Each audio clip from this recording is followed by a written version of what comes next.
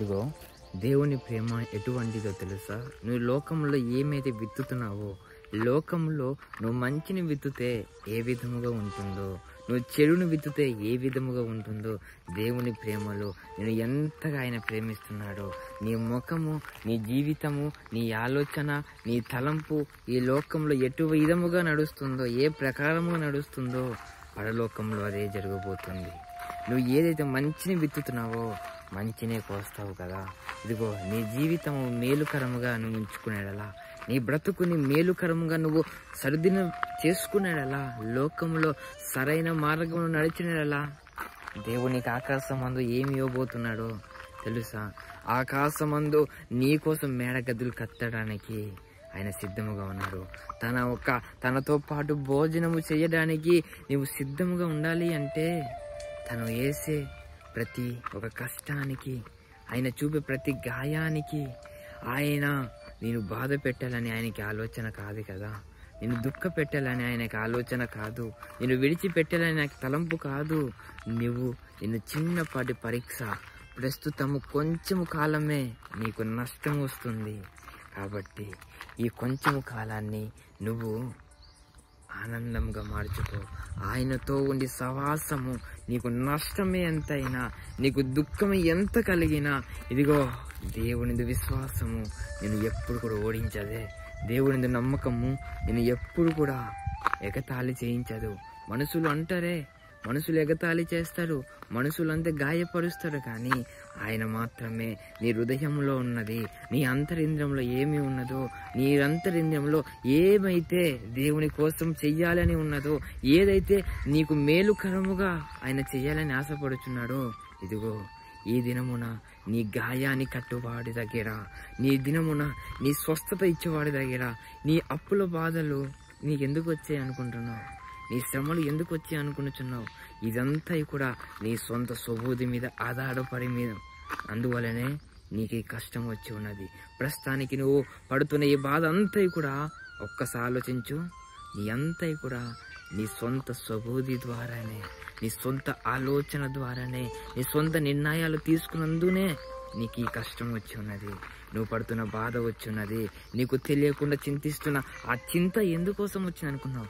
నీకు తెలియకుండానే అపవాది నీలో నుండి నీ కష్టాన్ని, నీ సమయాన్ని దొంగలించుకున్నాడు. ప్రస్తుతానికి నేను గాయపరుస్తున్నాడు. అయినా నువ్వు దేవుని నియమము నుంచి దూరముగా వెళ్ళిపోయినా, దేవుడి ఆజ్ఞలను మడిచిపెట్టినా, కానీ దేవుడు ఇప్పటికైనా దేవుని ప్రేమను తెలుసుకుంటే, దేవుడు నిన్ను ఎలాగా అంటే తన రాజ్యంలో నీ కోసము ఆల్రెడీ, ఇదిగో ఇక చిన్న రెండు చూపిస్తా. ఇదిగో ఈ విధముగా ఇది కనబడుతుంది చూసారా? ఈ విధముగా దేవుడు ఆల్రెడీ నీ కోసం అంతా కూడా సిద్ధపాటు చేసి ఉన్నాడంట. ఈ విధముగా దేవుడు ఆల్రెడీ, ఇదిగో ఈ స్థలం అంతా కూడా ఒకరి పేరు మీద ఉన్నది కదా. ఇక ఎవరి పేరు? కృష్ణమూర్తి కదా. ఆల్రెడీ ఈ స్థలం వాళ్ళదే. ఇక వాళ్ళు లేరు కానీ వాళ్ళదే. వాళ్ళు ఎక్కడ ఉన్నారో ఏదో ప్లేస్లో ఉన్నారు కానీ వాళ్ళదే ఆ స్థలం. ఆల్రెడీ బోర్డు ఉంది.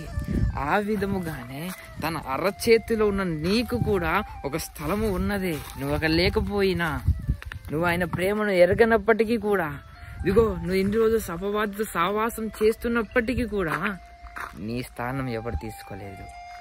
నిన్ను ఎక్కడ మర్చిపోయలేదు. ఆయన నిన్ను చూస్తూనే ఉన్నాడు. నువ్వు ఇక్కడ లేకపోయినా, ఆయనతో సహవాసం లేకపోయినా, ఆయన ప్రేమను ఎరగనప్పటికీ ఆయనలో నువ్వు ఎంత దూరముగా ఉన్నా, నువ్వు ఎంత దగ్గరగా ఉన్నాడు ఆయన గమనించు. నీకెందుకు అంటే సమస్తాన్ని కూడా సృష్టించిన సృష్టికర్త చేతిలో నిన్ను పెట్టి ఉన్నాడు. ఆ కర్త, ఆ రారాజు నశించిపోయిన నీ కోసము భూమిలోకి వచ్చి ఉన్నాడు. ఈ భూమిలో మొత్తాన్ని కూడా నీ కోసం అంట మేలుకరముగా, ఇదిగో ఇలా పిచ్చివాడిగా ఉన్న నిన్ను మేలుకరముగా చేయడానికి, ఆనందకరముగా చేయడానికి, సంతోషకరంగా చేయడానికి తన రక్తముతో నేను విలువిచ్చి కొనిపెట్టుకున్నవాడు నేను మర్చిపోతాడా? నేను గాయముతో ఉన్నావు కదా, తిరిగి వెళ్ళిపో. నీ ప్రార్థన జీవితానికి వెళ్ళిపో. నీ ఒక ఆనందమైన జీవితానికి వెళ్ళిపో. దుఃఖమైన, నష్టమైన ఆయన చేతి కింద ఆయన పాదాలను విడిచిపెట్టకుండా ఆయనతో నువ్వు సహవాసం చేసుకో. ఇంకా ఏమీ కూడా వద్దు. నీకోసం చిన్న ప్రార్థన. పరలోకమందు నా తండ్రి, నా దేవా, నన్ను నీ సొత్తుగా ఏర్పరచుకున్న నా తండ్రి, నీకే వందనాలనైనా. ఇదిగో ప్రభా, ఇదిగో దేవా, నీ కుమార్తె ప్రభా, నీ కుమారుడు ప్రభా కష్టముతో ఉన్నాను నాయన. నేను విడిచిపెట్టాడయ్యా, నేను మర్చిపోయారయ్యా. ఇదిగో నాయన, నేను విడిచిపెట్టి ఇదిగో ప్రభా ఎన్నో నిందలకి గురి అయిపోయారయ్యా, ఎన్నో కష్టాలకి గురి అయిపోయి ఉన్నాయన, ఎంతో బాధకి గురి అయిపోయి ఉన్నాయన. ఇదిగో ప్రభా ద్వారాలు ముయ్యబడి వేయబడి ఉన్నాయన. ఎక్కడ వెళ్ళినా చీకటియే కనబడుతుంది ప్రభా, వెలుతురు ఏమాత్రము కనబడలేదు కానీ ప్రభా నువ్వే వెలుగుని దర్శించమని కోరుచున్నాం తండ్రి. నువ్వే మా వెలుగు అని ప్రభా నీ యొద్దకు మరలా వచ్చున్నాం తండ్రి. ఇదిగో ప్రభా నీ ఎర్రచేతి మనం చెక్కుకున్నావు తండ్రి. నీ పరలోక రాజ్యంలో మా కొరకు ఒక స్థానాన్ని ఇచ్చి ఉన్నందుకు నీకే వందనాలయ్యా. ఇదిగో ప్రభా స్థానాన్ని మేము కోల్పోయిన, అర్హత కోల్పోయినా నీ రక్తం ద్వారా, నువ్వు మా కోసం పడిన శ్రమల ద్వారా మాకు ఇచ్చిన ఈ అర్హతని బట్టి నీకే వందనాలయ్యా.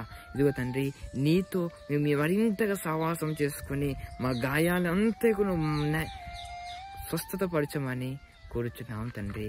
ఆమేన్, ఆమేన్. ఇదిగో కంగారు పడిపోవద్దు.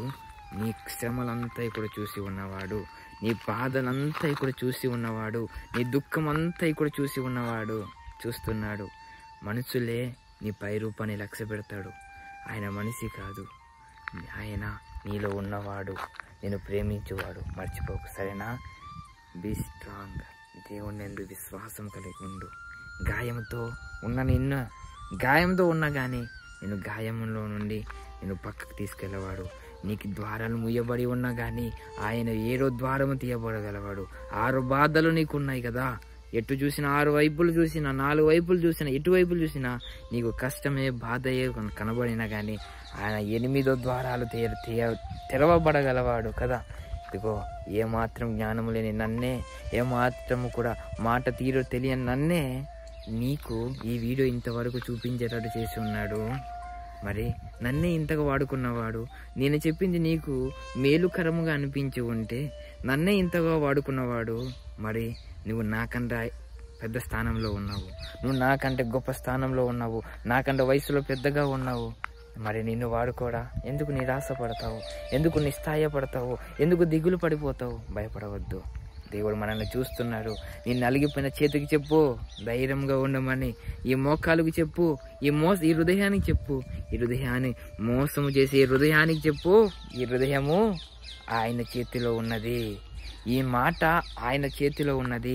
ఆయనతో సవాసము చేస్తే గాని నా జీవితంలో దినము గడవదని నీ ప్రాణంకి చెప్పు. కృంగిపోయి తొందరపడిపోతున్న ఈ హృదయానికి, ఈ ప్రాణానికి చెప్పు, నువ్వు ఆయనందు ఆశ కలిగి ఉండమని. ఆయన ఆశ కలిగి ఉంటే ఆయన తృప్తి పరుస్తాడు. ఆమేన్. Bye bye. నెక్స్ట్ వీడియోలో కలుసుకుందాం. Bye bye.